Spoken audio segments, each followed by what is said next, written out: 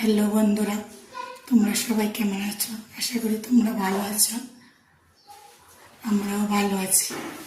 আজকে আবার একটা রেসিপি নিয়ে এসেছি, সেটা হলো এঁচোড় চিংড়ি। তোমরা দেখো, যদি ভালো লাগে একটা লাইক কমেন্ট শেয়ার করে দিও। আমি এখানে এঁচোড় আলু নিয়েছি।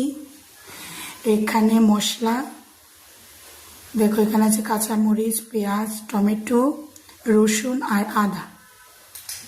আর এখানে চিংড়ি মাছগুলি বাছা হয়ে গেছে।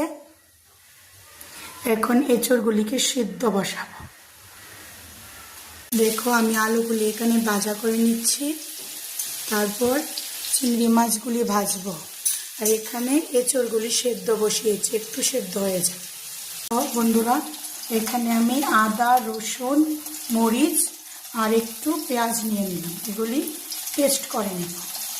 দেখো বন্ধুরা, এখানে এঁচোড়গুলি ভেজে নিয়েছি, আলুগুলো ভেজে নিয়েছি, চিংড়ি মাছগুলোও ভেজে নিয়েছি। এখন সম্বার দেব।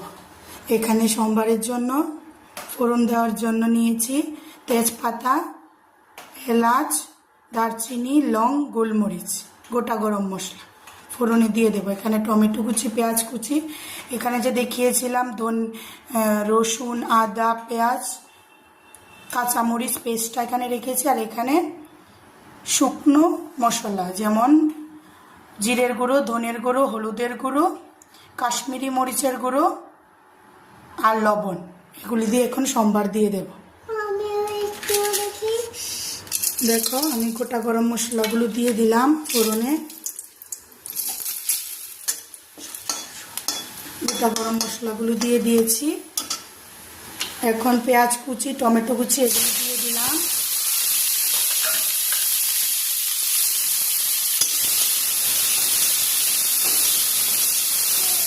এগুলি এখন লাল লাল করে ভেজে নিই, তারপর তোমাদেরকে দেখাচ্ছি।